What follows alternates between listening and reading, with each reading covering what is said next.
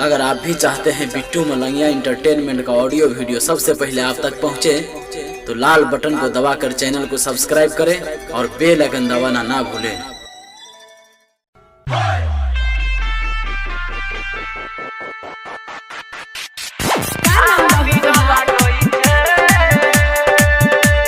अखन अपने सब सुन रहा छी बिट्टू मलंगिया इंटरटेनमेंट के।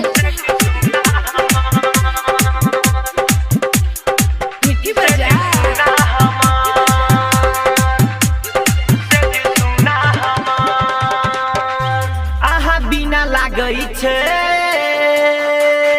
सजू सुना हमार,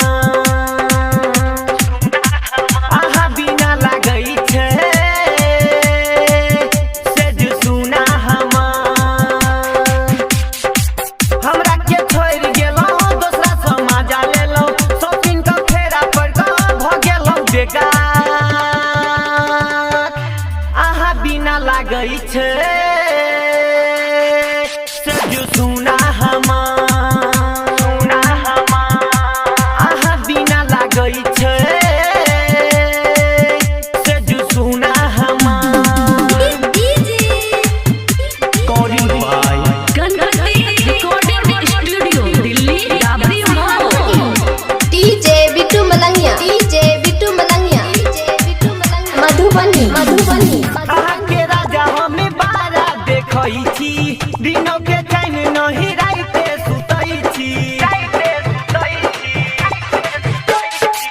आहा के राजा हम बारा देखई छी, दिनों के चैन नहीं राइतो सुतई छी। ओठ के लाली कान के बाली बहुत छका जरा के धार, आहा बिना लागई छे सज सुना हमार, आहा बिना लागई छे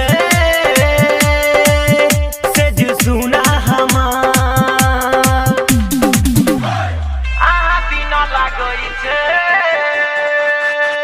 सज सुना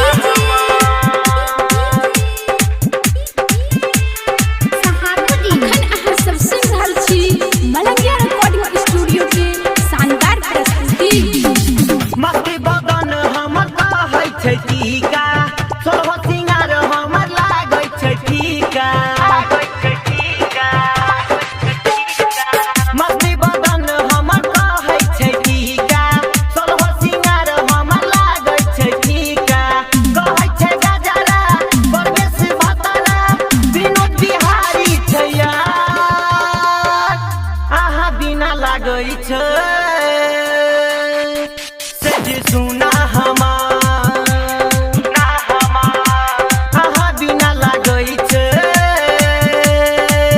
सज सुना हमार। हमरा के छोड़ गेलो दूसरा समाज लेलो, शौकीन का फेरा पर भ गेलो बेकार। आहा बिना लागई छे